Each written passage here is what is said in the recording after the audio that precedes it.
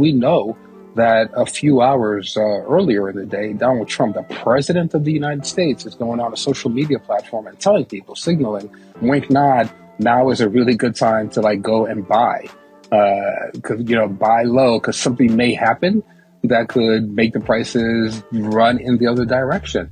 That doesn't like suggest and hint at insider trading. It trumpets it like out loud, clearly what this person is saying.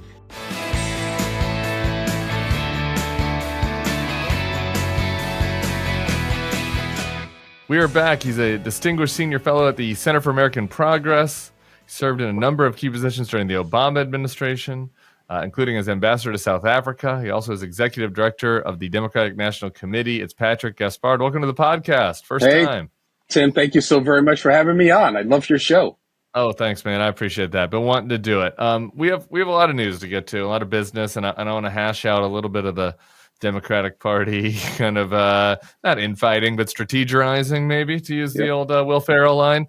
But first, I have to pick your brain about the South Africa element, because I can't follow what's happening. Like, I don't need to. I would love for you to explain to me this obsession that this administration has with like the land theft and I guess the only refugees in the world we're allowing in right now are the white Afrikaners from South Africa. Like, what's going on here? Yeah, it's bonkers, and I appreciate that you're starting there instead of the liberation from Liberation Day, which I'm sure we'll get to at some point. But look, the South African thing is something that my friends in South Africa are struggling to understand, because they are so used to dealing with American politicians, Democrats and Republicans, whose agendas are kind of transparent, that are tied to these outcomes in trade and security, and they've been responding in a very traditional way, and it's just not, and it's not working because there's nothing traditional about this. So here's the first thing I'd say: the kind of miracle of Donald Trump as president of the United States in the foreign policy space is that he's managed to collapse the daylight between foreign policy and domestic political constituency. That's the really important thing to understand about this guy that makes him incredibly different than any president that we've ever had. I think that the only time we've ever had this kind of conflation of domestic politics with foreign policy and this kind of a way that's suffused throughout is under Eisenhower in the McCarthy era, where foreign policy was a servant to domestic politics in a way that just hasn't been since. And so for Trump, that's an important thing to understand. And why is that relevant to the South Africa space? Trump's been obsessed with South Africa even before he was actually president. He would post on social media about the rights of Afrikaner farmers. He would lift up all of these discredited myths and narratives about the oppression of that minority in the country in ways that were shocking for anyone, black or white, that had been involved or even at the margins of the anti-apartheid movement and that era, where we understood clearly there is a white minority that was oppressing a black majority in South Africa. Not the story that Trump told before or during his first presidency or in this new period. And right now, even though white South Africans make up about 7% of the total population, they control over 70% of the private land that's available in the country for farming, for business development, et cetera. It's an astonishing ratio.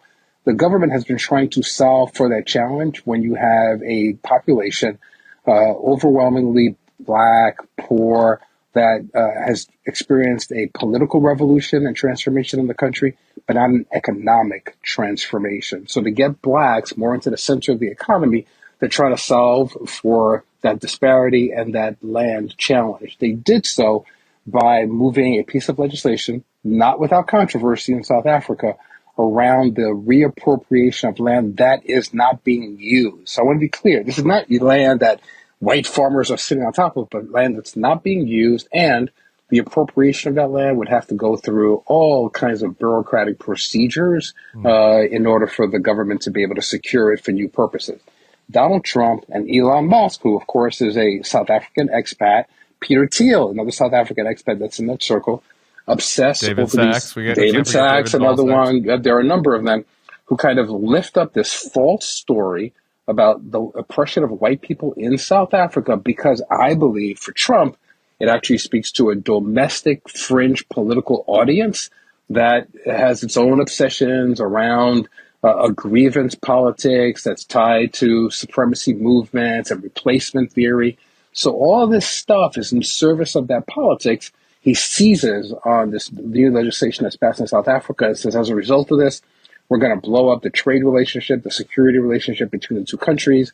South Africa is really reliant on the U.S., on U.S. aid, on the bipartisan PEPFAR program to stand up infrastructure for its healthcare in the country. And that's a country that has the highest percentage of HIV AIDS positive people in the country than any other. And South Africa also depends on a trade relationship with the U.S., something called the African Growth and Opportunity Act that I was privileged to help renegotiate in the Obama administration, that gives South Africa access to U.S. markets in a beneficial way. And as a result of that, they've been able to build and transport like 70,000 automobiles per year into the U.S. Companies like Volkswagen, BMW put plants in South Africa because they know that they can work through this trade relationship and compact with the U.S. It's benefited South African workers, but it's also benefited American consumers, but also American workers who are on this side of the supply chain. It's been good for both sides of the Atlantic.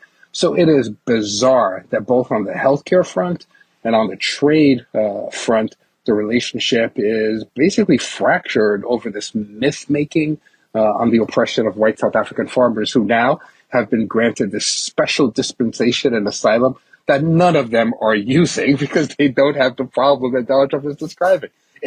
It's bonkers, Tim. That's a lengthy explanation. No, that was exactly what I needed. That was the exact length that I needed. I have one follow-up question. Yeah. The one thing that you said that piqued my interest. Trump has been posting with this since before the first administration. Because I was under the I was under the assumption that South African cadre you mentioned, that this is like a David Sachs, Elon Musk thing, and they got in his ear about this. But that's not true. That's like how did this? You know, Donald Trump was not following your trade negotiations with the South Africans. He's not reading, the FT. He's like, how did he learn about this? But you know what Donald Trump is following, and he's a savant of this. Donald Trump, and this is an interesting thing when we get into the conversation of what's going on with Republicans and Democrats. It's kind of important to note that Donald Trump is a savant of the media ecosystem that we exist in.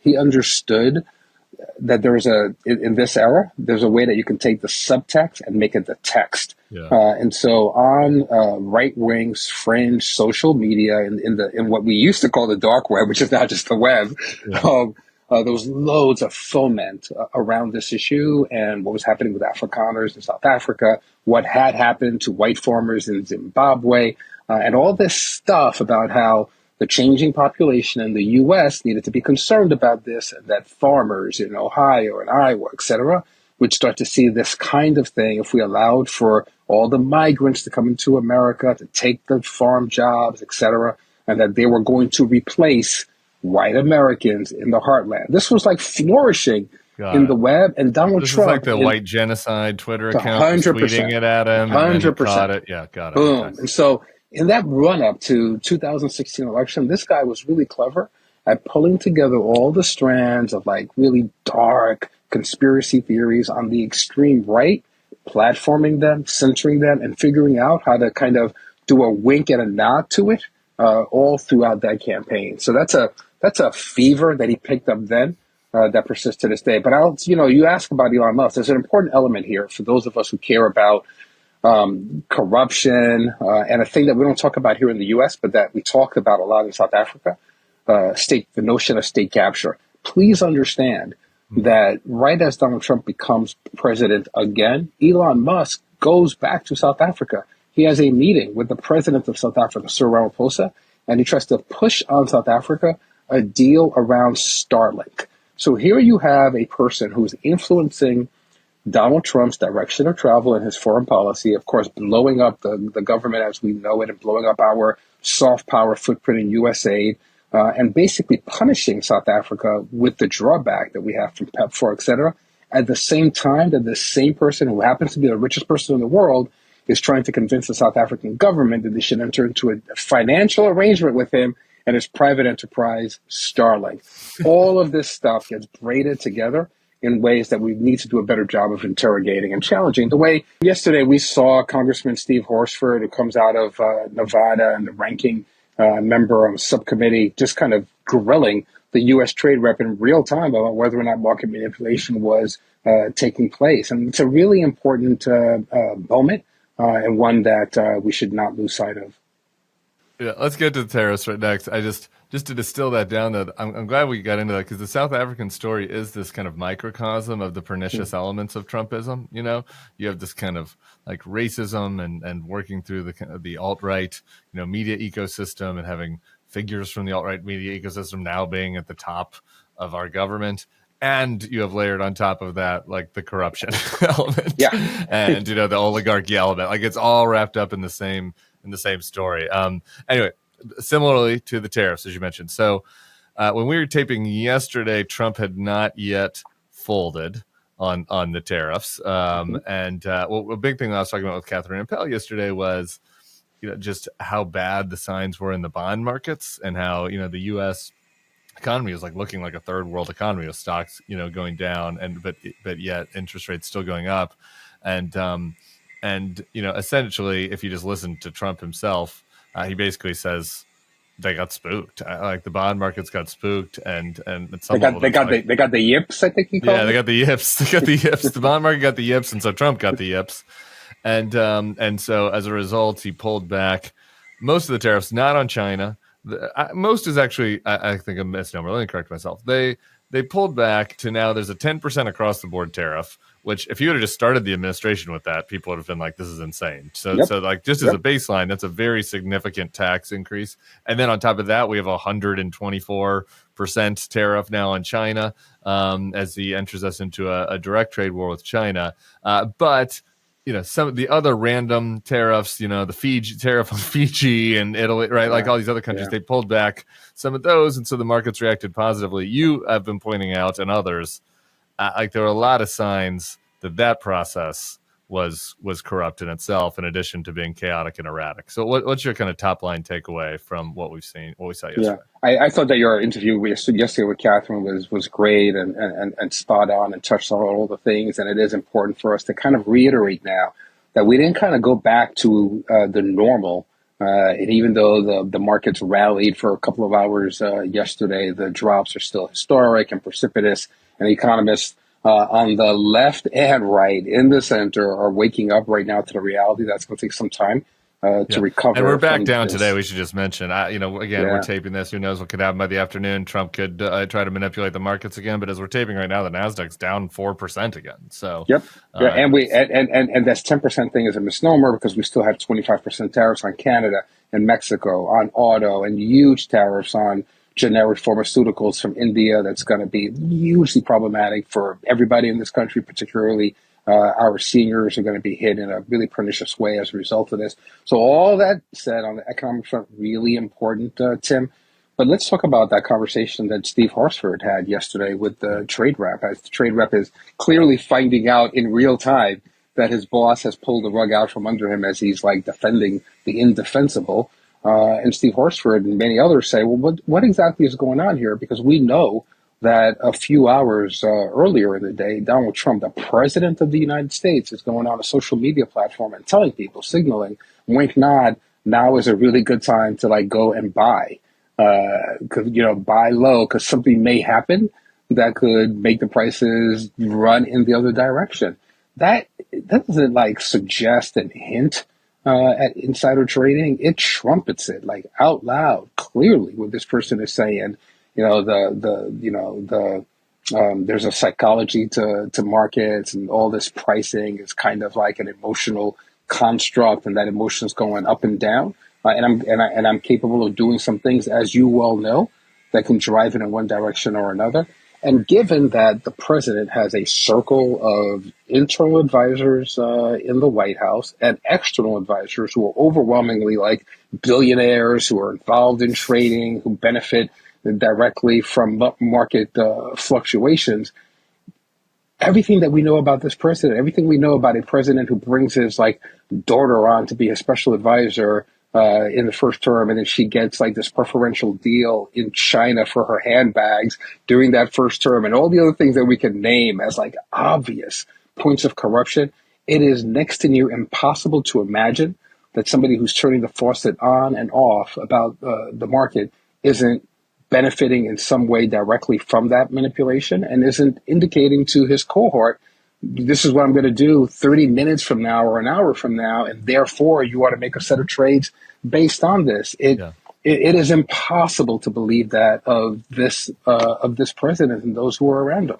Well, just a couple thoughts on that. One, impossible to ever confirm this, but I have pretty credible sources. I was talking to some folks yesterday when I was in New York who had credible sources saying that he did tip off friends in particular. Unusual Whales, which is not like a liberal account, which goes after Democrats actually a lot for insider trading. It's kind of a political markets account. They, just like I said, if you just look at the traffic, like massive buys right before the news about the pullback of the tariffs. So somebody in particular opened up like a huge call on the S&P 500 that then expired in 24 hours. Up 2,000%, calls, which is a stock term for purchases on the S&P 500, 2,100% in an hour. And then to your point about how, Trump has these billionaire buddies, this is audio yesterday inside the Oval Office of Trump talking about Charles Schwab, not the account, but the man, Charles Schwab, who's still alive. He's a man. He's around. He's a Trump supporter. Let me just play you one clip from that. This is Charles Schwab. It's not just a company, it's actually an individual. And he made $2.5 billion today, and he made $900 million. That's not bad, because he's in financials. If you didn't catch that, he made $2.5 billion today, Trump said, and the other guy made $900 million. Yeah. This is the forgotten man, the defender of the forgotten man?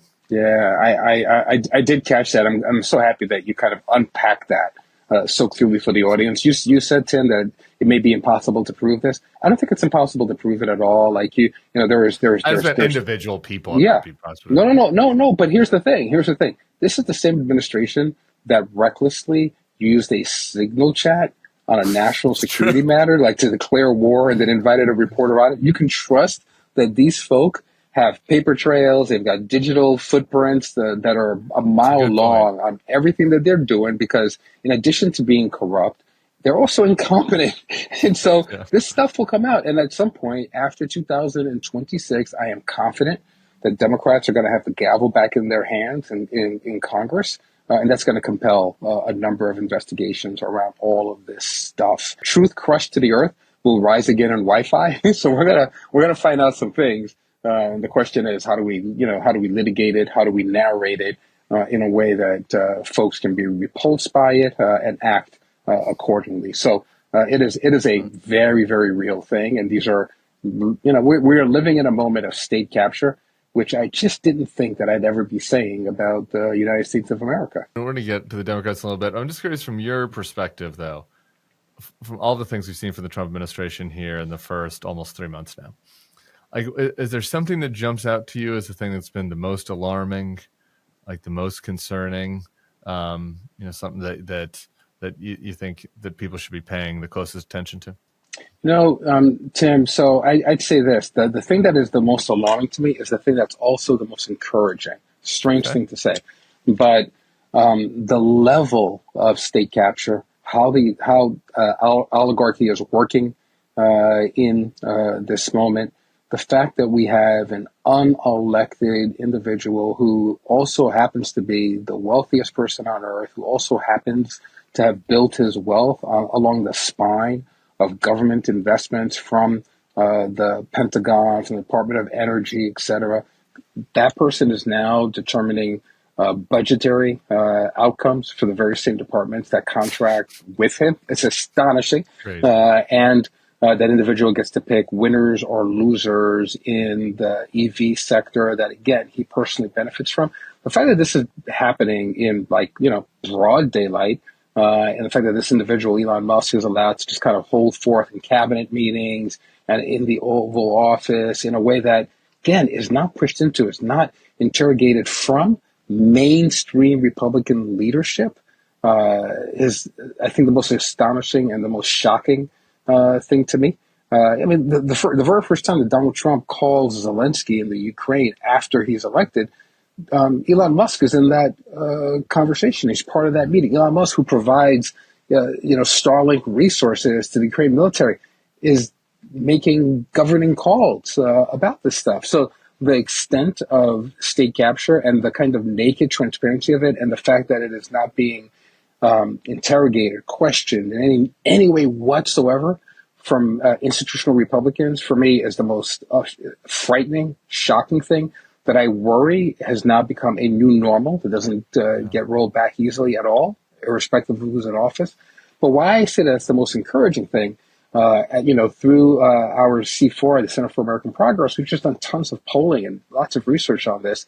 And it's been extraordinary to see for people like me who've always tried to raise the questions about big money in politics and who've got no traction on it. It's been astonishing to see the reaction that we're seeing from average Americans, not just from Democrats, but self-identified Republicans as well, who are saying that they are concerned about corruption in government. They are concerned about who's actually in control and running things. Elon Musk is underwater across the board in a way that says there's real salience to these issues. And that, I think, really matters. There is a consciousness that's being developed for the American people about this issue. And I think we all got to figure out, as political actors, the language that we need in order to create real campaigns and more momentum to push back against this stuff. It's rapacious. Yeah, no, for ssure. I agree. It's a huge political opportunity, and also an opportunity for the Democrats to kind of take back being the reform party as opposed to the defender of the status quo. I did before one last policy item I want to get pick your brain on before we get to Democratic strategy stuff, and that's the thing that I found the most alarming. That's got my hackles up, which is the immigration elements. Your parents are from Haiti, as I understand. That's right. I guess I should ask really quick. Have you ever eaten a household pet, or? Oh man, Tim, I got. You're empathetic about this, and it was extraordinarily painful to watch. Good people in Springfield, Ohio, who were being caricatured in the most ugly way by J.D. Vance and Donald Trump and Ted Cruz and so many others. Hardworking folk who went to Springfield precisely because there's been a 20% drop in the population there in the last 15 years. And there were jobs that were going wanting. And the Republican governor invited them into the state to, kind of do their part for the community. And they revitalized these communities. And to see them attacked that way was extraordinary. So, yes, my parents are from Haiti. I was born in the Congo because my father is somebody who stood up for the notion of democracy and free and fair elections in Haiti at a time when, the Duvalier regime was in, at a time when the U.S. was not making good on its rhetoric of protecting democracy, but was actually supporting the dictatorship there. And my father and hundreds of other Haitian intellectuals had to leave the country because their lives were at risk because they were fighting for democracy. He ended up teaching in the Congo. I was born in the Congo. We eventually immigrated to the U.S. I feel very strongly about this being a space that is inviting, that America's prosperity grows because of that invitation to the most enterprising people on the planet, the hardest working people on the planet, who come here to make a way when there is no way. And Republicans and Democrats alike have always leaned into that ethos and that story of America. So it is astonishing to see green card holders who are coming back into the U.S. from work overseas, and they're being strip searched at our airports. It's astonishing to see young people who dare to use their voices in the First Amendment spirit of the U.S.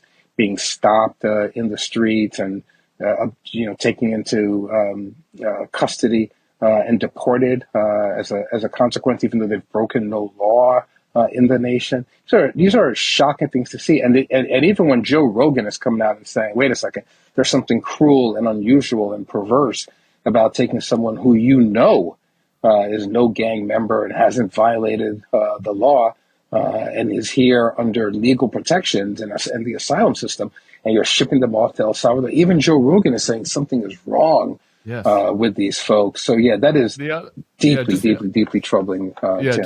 And the other thing on this, it's so troubling. And it's just, this has gotten less attention because that's so fucking shocking and horrific that we're doing that. Then that other news gets pushed out. But the reason I wanted to bring up the Haitians is, obviously the racist attacks on them was sickening.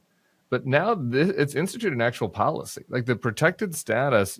Just taking back to the first topic, right? Yep. Afrikaners can come; they're the only ones. Yeah. People that are here, Venezuelans, Cubans, now even, and Haitians that were given legal status, that did things the right way, didn't sneak across the border, and like they're losing their protected status. And why were they given protected status, Tim? Because they were either fleeing a life-changing, cataclysmic earthquake that killed 300,000 Haitians in one fell swoop, or they were fleeing political violence in Haiti, and they were able to prove that and determine that. They were Venezuelans. Venezuelans. But I raised the Haiti thing for a reason, not just because I'm Haitian, but throughout Latin America. Here's the challenge. Right now, there is a mafia state in Haiti where gangs have basically taken over every aspect of governance in the country, and 90% of the weapons that are on the streets in Haiti that are threatening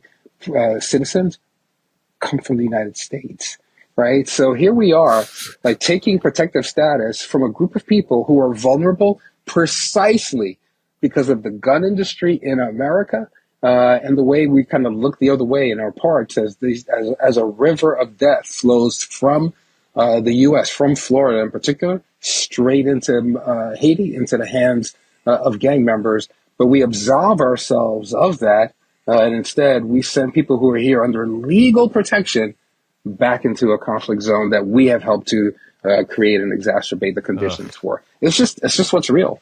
That is. I'm so happy I brought that up, though, because that's, I think, getting totally lost in all the other craziness. There are plenty of skincare products out there promising to turn back time. But how do you know they actually work?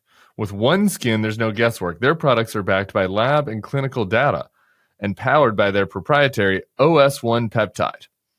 OS1 is the first peptide scientifically proven to target zombie cells, those dysfunctional senescent cells that speed up aging at the cellular level. You can only find OS1 in OneSkin's moisturizers, sunscreens, and now in their latest product, OS1 Hair. This daily scalp serum tackles those same zombie cells, but instead of targeting lines and wrinkles, it combats the aging cells in your hair follicles to reactivate your natural growth cycle. Now, the growth cycle is just fine on my hair, but I am noticing some grays at the top there. That's something I'm keeping my eye on. I don't know who I'm blaming for that. I guess Trump. Why not Trump? Let me tell you this about OneSkin. I feel like I'm doing the Lord's work, and I get thanked, which makes me uncomfortable, because Trump won, and all I'm doing is fucking talking. But the one time when I get thanked where I appreciate it is when straight guys thank me, or their wives, because they've started to moisturize. My advocacy for straight male face moisturizer has been, I think, extremely successful. Certainly more successful than the advocacy for protecting our democracy. Still a work in progress. So get out there. Get your OneSkin, straight men. Founded and led by an all-women team of skin longevity scientists, OneSkin is redefining the aging process with their proprietary OS1 peptide. Get 15% off with code BULWARK at oneskin.co. That's 15% off at oneskin.co with code BULWARK. After your purchase, they'll ask you where you heard about them. Please support our show and tell them we sent you. Invest in the health and longevity of your skin and scalp with OneSkin. Your future self will thank you. All right, it's time to put your executive director of the DNC hat back on. Oh my God, I remember that job. What are we gonna do? I remember that job. What are we gonna do? Okay. The first, I guess, the big, like, there are a couple of questions, right? Like, to be aggressive or to be patient, right? Me and James Carville are hashing this out. Kind of, is it roll over and play dead and let them fuck it up, or go at them, be in the streets, right? Like, there's that element. There's the ideological valence, right? Is it more of what Bernie and AOC are doing with fighting oligarchy, or what, you've seen from Ezra and some of the others who are pushing more of, like, we should be the party of abundance and making sure people can succeed. And these things aren't all binary, but a practical example of this, I'm gonna get you in a little trouble, is yesterday, but how Democrats should be acting We had the governor of Michigan. I know where this is going. The governor of Michigan, Governor Gretchen Whitmer, yeah. was in the White House, I guess, for a meeting with Trump about an ice storm in Michigan. And there's some defense investments, legitimate reasons to want to talk with the federal government. If you're the governor of Michigan, you want those investments in your state. You need emergency help. Absolutely. And yet, do you need to fly to D.C.? Do you need to be in the White House? Whitmer ends up kind of getting boned, but maybe it's her own fault in my view. She ends up being in there while he's signing these executive orders targeting Chris Krebs and Miles Taylor. She's in the room. What? All right, so let's start here between Gretchen Whitmer and Janet Mills shouting them down. Let's start with Governor Whitmer, and then let's go back out to your much bigger question, which is the much more important one. So I'm Gretchen Whitmer. If you live in Michigan, you want your governor to be in direct conversation with the president of the United States. That is always a good thing. That is a necessary thing. We begin there. Let's recognize, though, that one of the reasons why Governor Whitmer, who I frequently love Governor Whitmer. The reason why she was challenged by many wasn't just because of the meeting, but the speech that preceded the meeting. She gave an address where she talked about where we're at right now, and she was seen to be insufficiently critical of Donald Trump and the tariffs and all the stuff that you just delineated before in her address. So that's a part of this where people were like, wait a second, is she kind of acquiescing to a thing here? That's part of the challenge. And at the end of the day, even though you want your governor to be in conversation with the president, you want to have clarity on who your governor is fighting for and what your governor is trying to solve for. Yes. And I think that wasn't altogether clear in the engagement that the governor had. I'm going to be clear with you, Tim. Like, I'm a huge fan of the governor. I had an opportunity during the last Democratic convention to introduce her at this forum around the care economy, and she has been just a bulwark on that issue and on new industrial policy and fighting for democracy and a woman's right to bodily autonomy, all the things. So huge fan of the governor, and she is one of the best narrators of the challenges and the opportunities that we have in the party. But that being said, she was caught in an awkward spot. And I think that she was caught in an awkward spot because there wasn't clarity on goal, mission, and what you're fighting for. And we need that clarity always. Now, so just really quick, though. Let's interrupt for 1 second. It's like putting the ED hat on, you got politicians calling you. What are you telling them to do? Because I'm with you.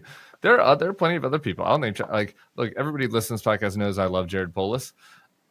I wish Jared Polis was, it's just not really in his nature. I wish he was more aggressive going after Trump. I could go down a whole list of Democrats who I like, who I feel like over the last 3 months have been tepid. And I think some of them, including Governor Whitmer, have made a calculus that the right thing to do in this moment is demonstrate that you hear people's concerns, right? Demonstrate that you understand that the party made some mistakes and that the right thing to do is to triangulate rather than to be strident in opposition. And I just think that's the wrong calculus. What is your calculus? So I'm going to thread that a little differently, Tim, right? So there's no doubt that I've always been a kind of a partisan warrior, and I'm somebody who thinks like Mike Tyson, that you kind of you have to get the first punch off, and that changes everything inside of the ring. So I would agree with you on that. And I don't think that there's this binary thing between being the party that lays out a North Star for the future versus fighting the proximate fight that we have in front of us right now. You need to be able to do everything, everywhere, all at once. You have to do everything except for play possum. Never play possum. That you can't do. But let me just say something in defense of Governor Polis. You know what, Tim? There's nothing wrong with us being caught listening for once. We haven't been caught listening. That was a big problem. We weren't caught listening on immigration. We weren't caught listening on cost of living. We weren't caught listening on a number of issues that people care profoundly about. We weren't caught listening on the housing crisis that middle-class families have been faced with for many, many years now. So being caught listening is a good thing, but you kind of have to mobilize the lessons in a hurry. All right, so what is it that we're hearing in real time? And who are the villains here in the story, and what are we doing to push back effectively against them? So I do think that this is a moment for not to just be oppositional, but to be definitional about where we're trying to take the country. There's there are so many of my. Is that right though? Let me just challenge that for a second, because I said not to just be. good. I said not to just be. Yeah, but I'm like, is that true? Is this the moment to be definitional? Yeah, won't the moment to be definitional come in the future? Isn't this the moment to just do everything you can to make him a failed president? Look, what would Mitch McConnell be doing if this was him? Yeah, he'd be like, I'm going to do everything I can to Mitch make sure this guy McConnell fails. Mitch McConnell got lucky because let's be honest. Mitch McConnell said, we're going to do everything we can to make this guy fail, and they failed to do that, right? That's Barack true. Obama, last time I checked, Barack Obama got reelected, even though unemployment was near double digits at the time. So Mitch McConnell's enterprise was a failed enterprise. And then Republicans lucked up after that in 2016, where this savant who has this kind of negative charisma and a gift for the moment, like comes in. And let's never forget, Tim, that before Donald Trump subdues Hillary Clinton and the Democratic Party, he had to first bring to heel institutional Republicans. Never forget that. So this moment is not a Mitch McConnell victory or a victory for all these folks who all have been kind of had to suck it up for the extreme wing of their party. But to your point about whether this is Trump won. I mean, you could use Trump was never caught listening. I disagree. So I'm going to disagree with you. Like I'm going to totally disagree. Here's what I'm going to invite you to do a thing. Go back and watch Donald Trump's speeches in that 2016 campaign, 2015, 2016, into that whole run. I know. But if you watch that stuff and listen to him carefully, what did that guy always do? He conducted focus groups in real time. He'd come out there and he would like throw 6 things out to his audiences. And sometimes some of those things would get booed and he would never bring them up again. Yeah, he would like listen for the things that people rallied towards. I guess my point is, though, and then he would over-index always on the things. attack, though, in those speeches. He was always on the attack. There was always a foe. 100%. There was always a clear foe. Yes, but he was foe in Gretchen Whitmer's speech yesterday? No. That was but I'm agreeing, Tim. I'm agreeing with you on that, on that front. But I am saying that this is also, to Ezra Klein's point, it is also a definitional moment, and you can't beat something with nothing. And I would take us back to what my friend, the senator from New Jersey, did a couple of days ago, that kind of seized the public political imagination when Senator Booker stood up there for 25 hours and he gave us a kind of moral language for the moment that we're in. And he ran down all the shit that is, coming downstream from the sewer of Donald Trump. But he also kind of owned up to a number of failings and said, we didn't do our part in this way, in this way, in this way. He kind of elucidated that and said, we've got to do better on these fronts. And he kind of pushed up some North Stars on the values front and on the policy front and on substance, while also being really clear about who the bad guys and gals are in this moment. You can do both things at once. And we got to be caught both listening, but moving into a kind of pugilistic mode on this stuff. Quicker, faster now. We're aligned on that. So the policy elements that you feel like maybe got out of step on, what I think you mentioned, was it immigration and housing crisis? Well, housing we didn't even talk about, right? It wasn't until Kamala Harris becomes the nominee, and then around the Democratic convention, a plan is thrown up that doesn't really have an opportunity to bleed through because we weren't driving it incessantly, but a plan is thrown out there. In all the polling that we were conducting in Center for American Progress, we kept seeing that the stubborn metric in people's experiences about the economy was housing, whether they were rural, suburban, or urban Americans, whether they were home buyers or aspiring to buy a home or aspiring to just be able to rent reasonably in a market. Housing was the thing that they were concerned about overwhelmingly. And we weren't talking about it. We didn't have a plan for it. Imagine for a second, Tim, that the infrastructure plan that we passed had been a housing infrastructure plan. How might Americans that viewed us differently in that moment, how might they have said, oh, they hear it, they see it, and they're responding in a way that I can vote for and I can rally for. We were not caught listening on that and speaking to it. And then on immigration, I think that a lot of my friends on this issue thought that we had a messaging problem and didn't recognize that we had a policy problem, actually. And we should have been saying much earlier in a much more robust way that the asylum system is indeed, was indeed broken. and that not only did we need more resources at the border, but an entirely different approach on the question of asylum. And I think we waited way too long to address that. And we kept saying there's no crisis at the border. And that's not what people were experiencing far away from the border, even in blue cities, where folks were feeling a downward pressure on public goods, more people waiting in the hospital emergency room, more kids in my kid's classroom. What's going on here now, and why isn't anyone talking about it and addressing it at a time when we're feeling economically squeezed, but it feels as if we're allowing other people to jump the queue and get work rights and permissions. So we were narrating it badly, but we had a bad set of policies there.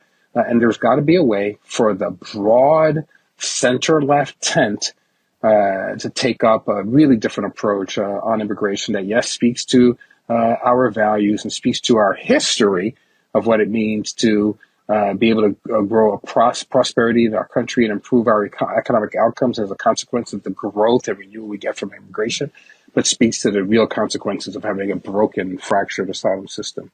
And we just didn't do that well. Some of this ties up. There's another, and we had the challenge of incumbency, Tim. Let's not forget that either. That was a real thing. Yeah, for sure. And being the incumbent at a time when there's this global inflation.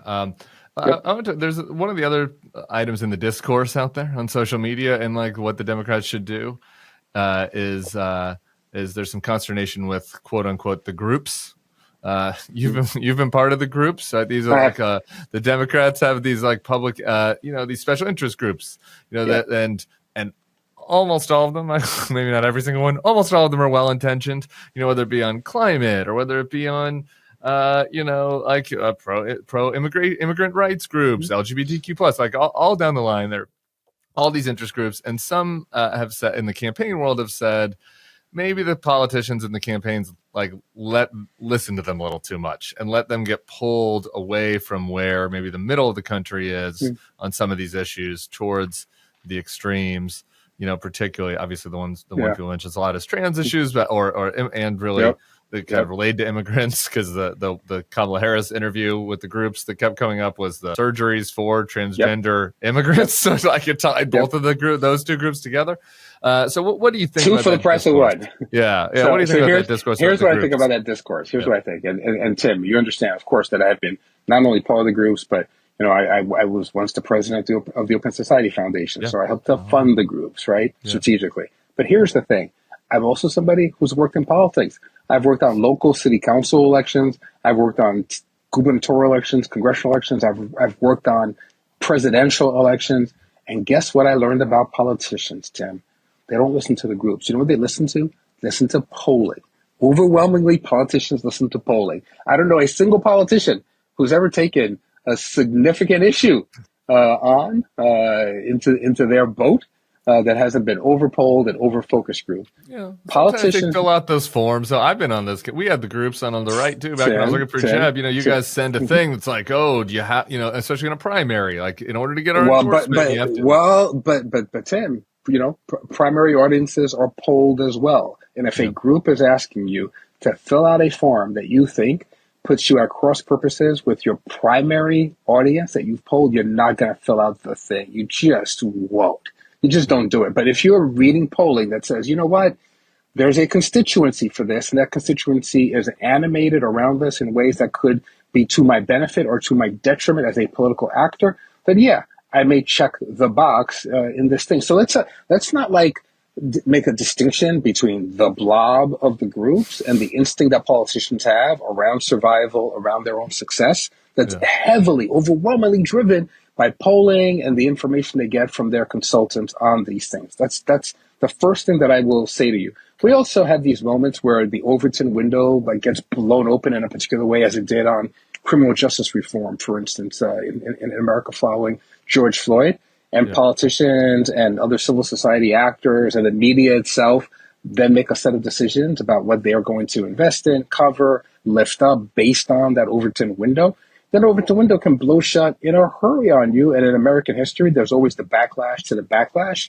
And some politicians are nimble enough to be out in front of that, and others aren't. And given how little power and little authority the groups actually have in America, and how most of them are under budgeted. They can barely like hold their staffs together. I am challenged to accept the story, this overly simplified story that these powerful political actors who are usually dismissive of groups when they're in meetings with them, et cetera, are somehow like just completely surrendering their political fates to the groups, and that's why they're in the pickle that they're in. I accept that. I do say, as an immigrant to the Democratic coalition broadly here, being opposed to Trump, I will say the Democratic groups are a little meaner to Democratic candidates than Republican groups are to Republican candidates. So there is a little bit of that. I don't think I've ever seen a meaner movement than the Tea Party movement. Well, meaner is wrong. I just meant like to the more critical of the politicians that are closer aligned with them. Tim, the single most important election that's happened in America in the last 30 years, outside of a presidential election, was the 2014 midterm loss of Eric Cantor, who was the majority leader in the House, who was to the right of Attila the Hun, last I checked, but he was defeated. He was defeated by someone who was to the right of him, who had significantly less resources than he had, and it was because of the attacks from right-wing groups. Right-wing group, the right-wing blob. That was bad, though. We wish we had Eric Cantor. I bet Eric Cantor voted for Kamala. We should find him compared to David Bratt. But let's be clear that Eric Cantor, and this is the punchline here, Eric Cantor was using his resources to move in the direction of the group view, because that was the direction of the primary audience that he had in his state. That's the punchline there. It's the important thing. That election is important because it conditioned a particular kind of behavior amongst institutional Republicans, who then surrendered to the Frankenstein monster that they had built in their basement and let loose in the world. And that's what leads to the Trump moment, et cetera, et cetera. But let's not forget that Eric Cantor was actually moving in the direction of his primary audience, and where the groups were just not quickly and nimbly enough. I'm not saying, but I'm saying it. This stuff is a little overstated. It's a good pushback. As a moderate, as like kind of an institutionalist, like I would just like my instinct is to be hostile towards the like more efforts to move the politicians towards the extremes. But you make a compelling, honestly, defense. Politicians move to the extremes if they feel that that's where their base are.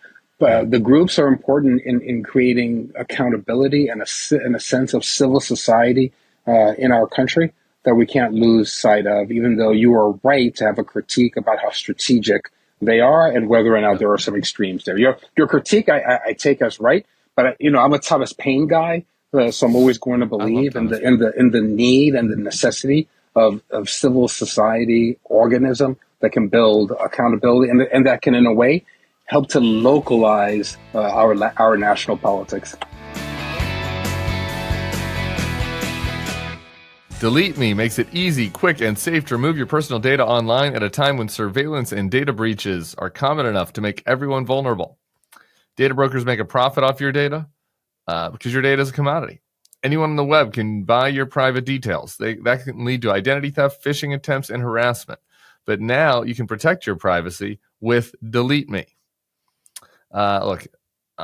This is something I've got to be more and more careful about, both because of the way I spout my mouth off in public life, but just because of the nature of how this stuff is happening online. I think I might have mentioned before, I got this weird spam attack recently where it was this kind of thing where you get a bunch of spam emails in your email. It's like an email spam bomb, and like hidden in there is one email. It's like a confirmation of something that they, where they took your password. And, they're trying to kind of sneak one past the goalie as far as like using my miles on one of my miles accounts. I caught them. And, this is the kind of thing that you need Delete Me for. You need Delete Me to make sure to protect yourself out there on the internet, because these fuckers are coming for you. So take control of your data and keep your private life private by signing up for Delete Me. Now at a special discount for our listeners. Get 20% off your Delete Me plan when you go to joindeleteme.com/bulwark and use promo code BULWARK at checkout. The only way to get 20% off is to go to joindeleteme.com/bulwark and enter code BULWARK at checkout. That's joindeleteme.com/bulwark, code BULWARK. All right, last topic within the Democratic coalition I just want to pick your brain on. We're kind of over, so maybe we can have a longer conversation another day. But you're thinking about this, I'm sure, at Center for American Progress. the Democrats have lost ground with working class Black and brown voters. And so if you have candidates coming to you guys or at staff, are you doing research? Like, what are like one or two things that like jump out to you as something that'd be useful for Democrats to think about to kind of regain some traction in that demo? First thing we got to do is lose the mythology of what the workforce actually looks like and what the growing parts of the economy are. When you talk about working class Black and brown folk, they are overwhelmingly people who are in the service economy, people who are in spaces like healthcare, which is the fastest growing part of our economy in cities and states around this country. And being able to speak directly and pointedly about those types of jobs instead of constantly mythologizing hard hat jobs as working class jobs, which are, very few and far between, and that's not the growing parts of the economy. Got to recognize that, the folks who are working in Amazon warehouses, for instance, those are not hard hat jobs in the way that they are like taken up in the popular political narrative. Those are part of the service economy that's now becoming the information economy. Got to recognize that and speak to that, and got to speak directly to not, we spend a lot of time right now talking about cost of living. We actually don't spend any time at all talking about the bottoming out of wages in America, right? I don't want you to talk about the price of eggs. I want you to help figure out how I'm going to have like dignity in the workplace that's going to enable me to earn enough to buy a home, right? Or to create a community. So we're actually not talking about the shocking income disparities, the downward pressure on wages, the fact that wages have not grown really in any meaningful way in the last 25 years in our country, and figuring out how we are like pushing into this notion of collective organizing, collective bargaining that's working out for not just union members, but non-union workers in the service economy is like a thing that is lacking in our politics that we have to find like simple and organic ways to introduce to our political platform work. It's really smart. That's not at all where I thought you might go with that. So that's good. I like being I like that you're getting my brain working, thinking about it. My God. I appreciate it very much. You're good. You've earned a spot back, Patrick. So we'll be talking again soon. Everybody. So thank you so much. So good to do this. Everybody else, as I mentioned at the top, you'll be back here tomorrow with, I think, the first guest host I've ever had. I get a day off, one day off. So special thanks to Andrew Wiseman, to Patrick Gaspard, and I will see y'all back here on Monday. Peace.